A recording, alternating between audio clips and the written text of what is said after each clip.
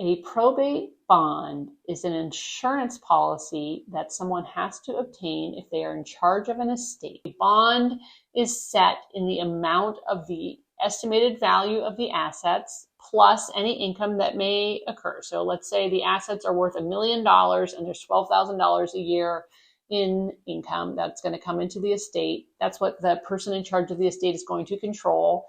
Then they are going to be required to get an insurance policy in the amount of $1,012,000 to cover for the possibility that the person could lose, mismanage, or steal the money of the estate. And if they did that, the beneficiaries would sue the person who was in charge of the estate for doing that.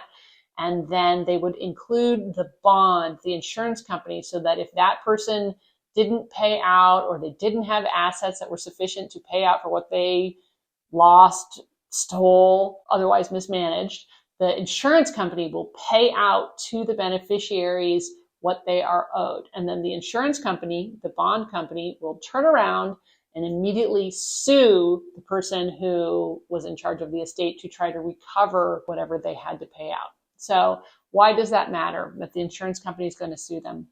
A bonding company is not going to bond somebody. They're not going to issue an insurance policy for somebody who does not have assets of their own. Why?